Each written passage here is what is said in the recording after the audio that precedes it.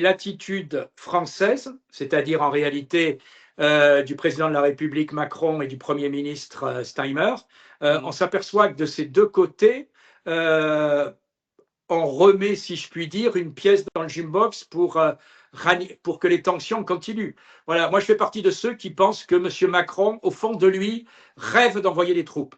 Voilà. Je me souviens d'un article du Monde qui est facile à retrouver. C'était il y a un an où M. Macron, c'est le journaliste qui raconte, et un verre de whisky à la main au bord de la cheminée à l'Élysée, et dit devant ses invités, je cite les mots, parce que j'en suis sûr, il faudra bien qu'un jour, j'envoie des mecs à Odessa.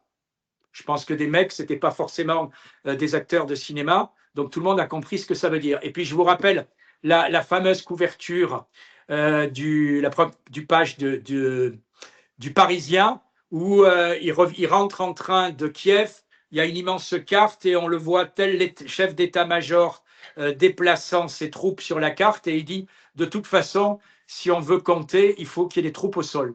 Voilà, et donc la pensée de M. Macron, qui tous les jours dépasse des records d'impopularité, est-ce que M. Macron, au fond de lui, ne rêve pas à une présence militaire plus forte des Français et des Britanniques sur le terrain en Ukraine et le plus rapidement possible?